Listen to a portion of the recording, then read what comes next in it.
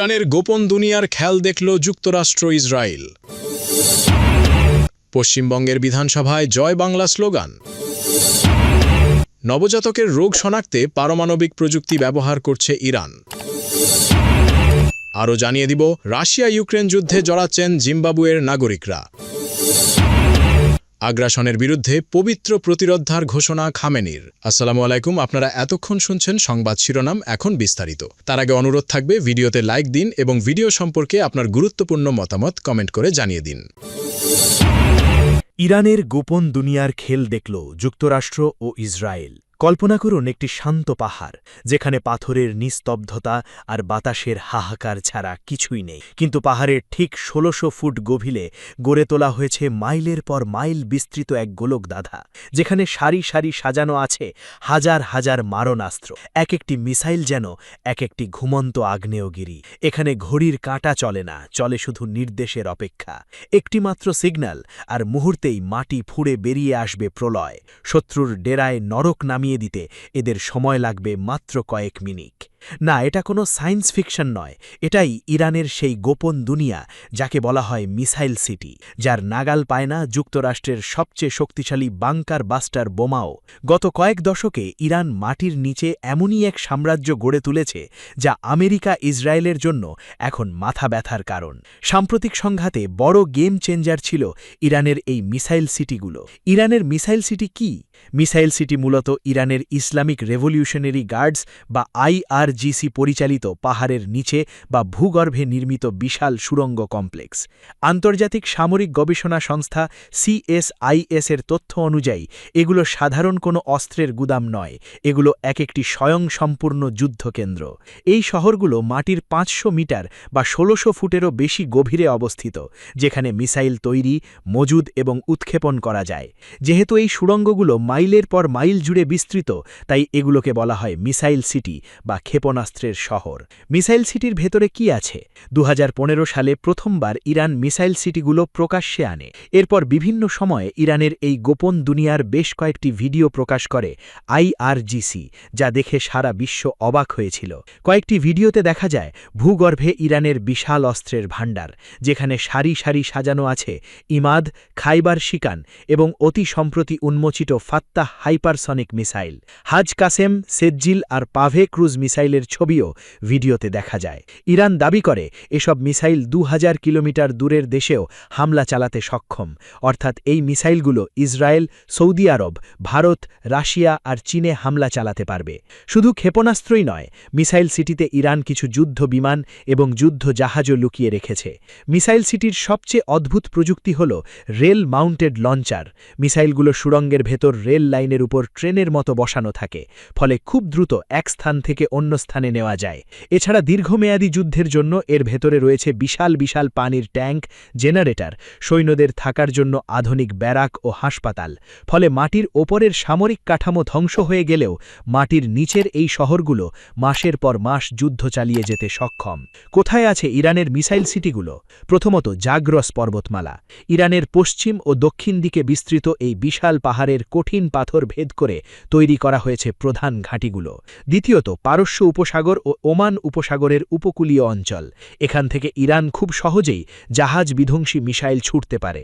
এছাড়া জ্বালানি সরবরাহের প্রধান পথ হরমুজ প্রণালীর কাছেও রয়েছে একাধিক সুড়ঙ্গ ঘাঁটি। ইরান এই ঘাঁটিগুলোর সুনির্দিষ্ট অবস্থান অত্যন্ত গোপন রাখে। একই সঙ্গে এমন কতগুলো মিসাইল সিটি রয়েছে সেই সংখ্যা কখনো প্রকাশ করেনি। তবে ইরানের IRGC এর অ্যারোস্পেস ফোর্সের প্রধান ব্রিগেডিয়ার জেনারেল আমির আলী হাজিজাদে বলেছেন, ইরানের প্রায় প্রতিটি প্রদেশেই এ ধরনের মিসাইল সিটি রয়েছে। বিশ্লেষকদের মতে এর সংখ্যা কয়েক ডজন থেকে শতাধিকও হতে পারে। কবে থেকে মিসাইল সিটি নির্মাণ শুরু? প্রায় ৪০ দশক আগে ইরানের মিসাইল সিটির ইতিহাস লেখা হয়। ১৯৮০-র দশকে ইরাক যুদ্ধের সময় সাদ্দাম হোসেনের বাহিনী তেহরানে মুহুর্মুহু মিসাইল হামলা করত।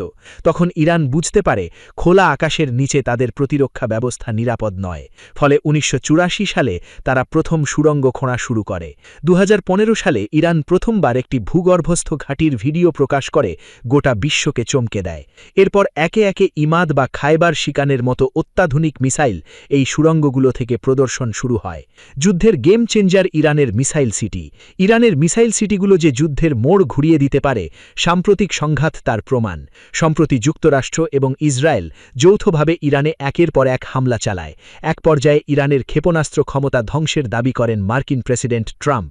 কিন্তু ট্রাম্পের সেই দাবি মিথ্যা প্রমাণ করতে মোটেও সময় নেয়নি তেহরান। পরদিনই কাতার, সৌদি আরব সহ মধ্যপ্রাচ্যের বিভিন্ন মার্কিন ঘাঁটি লক্ষ্য করে ক্ষেপণাস্ত্র ছোড়ে ইরান। একই সঙ্গে ইসরায়েলেও ছোড়া হয় শত শত মিসাইল। ধারণা করা হয় মিসাইল সিটিগুলো থেকেই এই হামলা চালানো হয়। অন্যদিকে হরমুজ প্রণালীতে ইরানের একচ্ছত্র আধিপত্য ধরে রাখার পেছনেও মিসাইল সিটির অবদান রয়েছে। হরমুজের খুব কাছেই ইরানের একাধিক সুড়ঙ্গ ঘাঁটি, যেখান থেকে ক্ষেপণাস্ত্র ছুড়ে মুহূর্তেই শত্রুর জাহাজ ধ্বংস করা সম্ভব।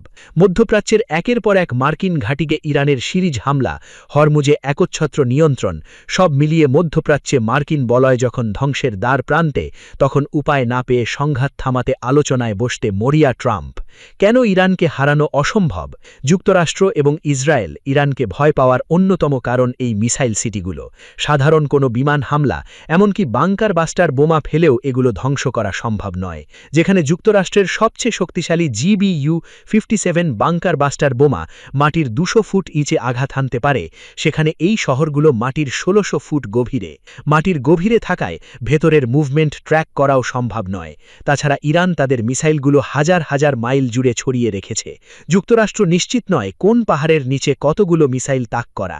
যদি কোনো দেশ ইরানে হামলা চালিয়ে মাটির ওপরের সব সামরিক অবকাঠামো ধ্বংস করে দেয়, তবুও ভূগর্ভের এই শহরগুলো অক্ষত থাকবে, আর সেখান থেকে মুহূর্তেই কয়েক হাজার মিসাইল দিয়ে পাল্টা আঘাত হানা সম্ভব। এছাড়া যুক্তরাষ্ট্র ইসরায়েলের সঙ্গে 40 দিনের সংঘাতে ইরান তাদের ক্ষেপণাস্ত্রের বড় অংশই ব্যবহার করেনি।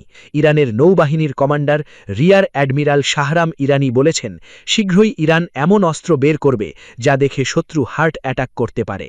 ফলে ইরানের মিসাইল সিটিগুলোতে আর কি কি বিধ্বংসী অস্ত্র তৈরি হচ্ছে তা ধারণারও বাইরে। পশ্চিমবঙ্গের বিধানসভায় জয় বাংলা স্লোগান। নতুন স্পিকার নির্বাচনের মধ্যে দিয়েই শুরু হলো পশ্চিমবঙ্গ বিধানসভার প্রথম অধিবেশন। তবে অধিবেশনের শুরু থেকেই সরকার ও বিরোধী দলের ভারত মাতা কি জয় ও জয় বাংলা স্লোগানে উত্তপ্ত হয়ে ওঠে বিধানসভা কক্ষ। এক পর্যায়ে তৃণমূল কংগ্রেসের বিধায়কেরা ওয়াকআউটও করেন। নবনির্বাচিত স্পিকার রতীন্দ্রনাথ দায়িত্ব গ্রহণের পর প্রথমে মুখ্যমন্ত্রী শুভেন্দু অধিকারীকে বক্তব্য রাখার সুযোগ দেন। বক্তৃতায় মুখ্যমন্ত্রী বলেন, গঠনমূলক বিরোধিতা চাই, বিধানসভা মারামারির জায়গা নয়। সংবিধানের পরিভাষায় house belongs to the opposition. তিনি আরও আশ্বাস দেন, বিধানসভায় সরকার ও বিরোধী পক্ষ সমানভাবে বক্তব্য রাখার সুযোগ পাবে। এরপর বিরোধী দলনেতা শোভনদেব চট্টোপাধ্যায় নতুন স্পিকারকে স্বাগত জানিয়ে বক্তব্য দেন। তার বক্তৃতায় উঠে আসে ভোট পরবর্তী হিংসার প্রসঙ্গ। তিনি বলেন, ভয় চলে যাবে, ভরসা আসবে, এই প্রতিশ্রুতি দেওয়া হয়েছিল, কিন্তু আজ মানুষের মধ্যে ভরসা নেই, বরং ভয় আরও বেড়েছে। বহু মানুষ ঘর ছাড়া। তিনি মুখ্যমন্ত্রীর কাছে ঘর ছাড়া মানুষদের নিরাপদে ঘরে ফেরানোর আবেদন জানান। একই সঙ্গে ভোট প্রক্রিয়া নিয়ে প্রশ্ন তুলে তিনি অভিযোগ করেন, গণতান্ত্রিক ব্যবস্থা ভেঙে দেওয়া হচ্ছে। বিরোধী দলনেতার বক্তব্যের জবাবে মুখ্যমন্ত্রী শুভেন্দু অধিকারী বলেন, কেউ ঘর ছাড়া হয়েছে বলে আমার জানা নেই। যাদের বিরুদ্ধে কোনো অভিযোগ নেই তারা ঘর ছাড়া হয়ে থাকলে পুলিশ তাদের বাড়িতে ফিরিয়ে দেবে। তবে 2011 সালের ভোট পরবর্তী সহিংসতার সঙ্গে যাদের যোগ রয়েছে তাদের বিরুদ্ধে আইনানুগ ব্যবস্থা নেওয়া হবে। এরপর বক্তব্য রাখেন বিজেপি বিধায়ক ও প্রোটেম স্পিকার তাপস রায়, আম জনতা উন্নয়ন পার্টির বিধায়ক হুমায়ুন কবির এবং আইএসএফ বিধায়ক নওশাদ সিদ্দিকী। নওশাদ ভোট পরবর্তী সহিংসতার প্রসঙ্গ তুলে বলেন, 2021 সালে জয়ের পর মনে হয়েছিল যদি ইস্তফা দিলে কর্মীদের বাঁচানো যায় তবে সেটাই করব। তাপস রায় বিরোধীদের আক্রমণ করে বলেন, অতীতে বিজেপি প্রার্থীদের হাড়গোড় ভেঙে দেওয়ার হুমকি দেওয়া হয়েছিল, আজ তারাই আবার পোস্ট পোল ভায়োলেন্সের কথা বলছেন। তিনি আরও দাবি করেন, তৃণমূল আবার ক্ষমতায় এলে বিজেপি কর্মীদের বহু প্রাণহানি ঘটত। অধিবেশন শুরুর আগেই বিধানসভা কক্ষে উত্তেজনা ছড়িয়ে পড়ে। শাসক দল বিজেপির পক্ষ থেকে ভারত মাতা কি জয় স্লোগান দেওয়া হলে বিরোধী তৃণমূল বিধায়কেরা পাল্টা জয় বাংলা স্লোগান তোলেন। পরে বিজেপির সাংসদরা চোর চোর ও মমতা চোর ফাইল স্লোগান দেওয়া হলে পরিস্থিতি আরও উত্তপ্ত হয়ে ওঠে। পাল্টা তৃণমূল বিধায়কেরা ভোট লুটের অভিযোগ তুলে স্লোগান দিতে থাকেন। এই উত্তেজনাপূর্ণ পরিস্থিতির মধ্যেই স্পিকার নির্বাচনের প্রক্রিয়া শুরু হয়। তৃণমূল বিধায়কেরা জাতীয় সঙ্গীত সঠিকভাবে গাওয়া হয়নি বলে অভিযোগ করে কক্ষ ত্যাগ করেন, ফলে কিছু সময়ের জন্য বিধানসভা কক্ষ বিরোধী শূন্য হয়ে পড়ে। যদিও কয়েক মিনিট পর তারা আবার অধিবেশনে ফিরে আসেন। সব মিলিয়ে প্রথম দিনেই পশ্চিমবঙ্গ বিধানসভায় রাজনৈতিক উত্তাপ ছিল তুঙ্গে। নবজাতকের রোগ শনাক্তে পারমাণবিক প্রযুক্তি ব্যবহার করছে ইরান। ইরানে জন্ম নেওয়া প্রতিটি নবজাতকের জন্য উন্নত পারমাণবিক প্রযুক্তি নির্ভর স্বাস্থ্য পরীক্ষা চালু রয়েছে। দেশটির বিজ্ঞানীদের উদ্ভাবিত প্রযুক্তির মাধ্যমে ৫৮ ধরনের বংশগত বিপাকজনিত রোগ শনাক্ত করা হচ্ছে বলে দাবি করা হয়েছে। প্রেস টিভির প্রতিবেদন অনুযায়ী ইরান প্রায় ২ দশক ধরে এই কর্মসূচি পরিচালনা করছে। শুরুতে মাত্র ৩টি রোগ শনাক্তের মাধ্যমে কার্যক্রম শুরু হলেও বর্তমানে এতে অ্যামিনো অ্যাসিডজনিত রোগ, অর্গানিক অ্যাসিডেমিয়া, ফ্যাটি অ্যাসিড অক্সিডেশনজনিত সমস্যা এবং ইউরিয়া সাইকেল ত্রুটিসহ বিস্তৃত রোগ অন্তর্ভুক্ত হয়েছে। এই পরীক্ষায় ব্যবহৃত ট্যান্ডেম ম্যাস স্পেকট্রোমেট্রি প্রযুক্তি পারমাণবিক বিজ্ঞানের উপর ভিত্তি করে তৈরি। প্রতিবেদনে বলা হয়েছে, প্রয়োজনীয় স্ক্রিনিং কিটও দেশীয়ভাবে তৈরি করছেন ইরানি গবেষকরা, যা বিশ্বের খুব অল্প কয়েকটি দেশের সক্ষমতার মধ্যে পড়ে।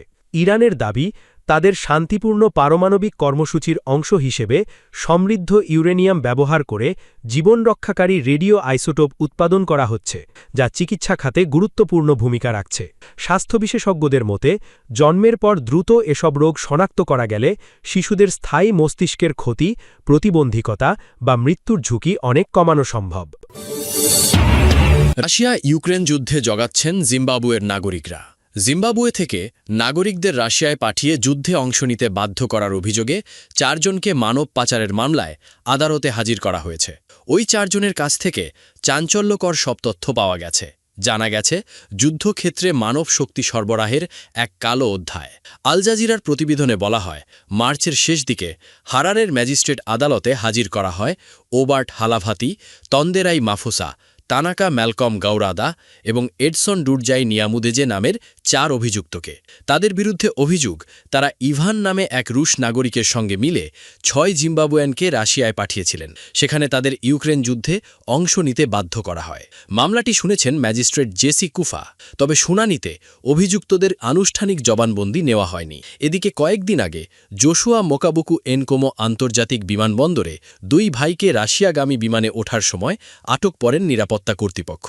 তারা মস্কোতে একটি বিশ্ববিদ্যালয়ের উন্মুক্ত অনুষ্ঠানে যোগ দিতে যাচ্ছেন বলে দাবি করলেও কর্তৃপক্ষ সন্দেহ প্রকাশ করে তাদের যাত্রা বন্ধ করে দেয়। কিন্তু এর আগেই অজানা সংখ্যায় রাশিয়ায় গিয়ে যুদ্ধে জড়িয়েছেন বহু নাগরিক।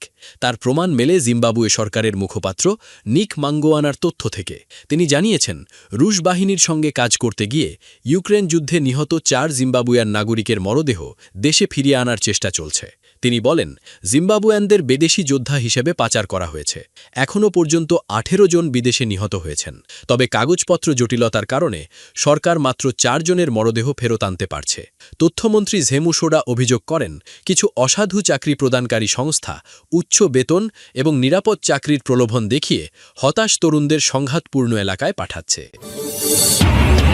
আগ্রাসনের বিরুদ্ধে পবিত্র প্রতিরক্ষার ঘোষণা খামেনির। ইরানের সর্বোচ্চ নেতা আয়াতুল্লাহ মোস্তফা খামেনি বলেছেন, ইরানের পবিত্র প্রতিরোধ দেশটিকে আগ্রাসনের বিরুদ্ধে পবিত্র প্রতিরক্ষার ঘোষণা খামেনির। ইরানের সর্বোচ্চ নেতা আয়াতুল্লাহ মোস্তফা খামেনি বলেছেন, ইরানের পবিত্র প্রতিরোধ দেশটিকে যুক্তরাষ্ট্রের মোকাবিলায় আরও শক্তিশালী ও প্রস্তুত করেছে।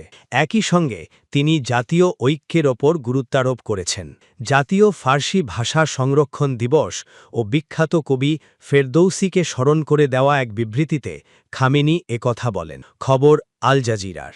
বিবৃতিতে তিনি বলেন, যুক্তরাষ্ট্র জায়নবাদী আগ্রাসনের বিরুদ্ধে সাম্প্রতিক পবিত্র প্রতিরোধে ইরান প্রমাণ করেছে যে ফেরদৌসির কিংবদন্তিমূলক কাহিনীগুলো কেবল সাহিত্য নয়, বরং তা ইরানিদের বাস্তব জীবন ও বীরত্বপূর্ণ চরিত্রের প্রতিফলন। খামেনি আরও বলেন, ফেরদৌসির মহাকাব্য শাহনামায় বর্ণিত বীরত্বপূর্ণ ও কোরআনসম্মত মূল্যবোধ ইরানের সব জাতিগোষ্ঠী ও সামাজিক শ্রেণীকে ঐক্যবদ্ধ করেছে। এসব মূল্যবোধ দেশের পরিচয়, স্বাধীনতা ও অস্তিত্ব রক্ষার লড়াইয়ে জনগণকে অনুপ্রাণিত করছে। বিবৃতিতে তিনি ইরানি পুরাণে অশুভ শক্তির প্রতীক জাহাকের সঙ্গে বর্তমান আগ্রাসীদের তুলনা করেন।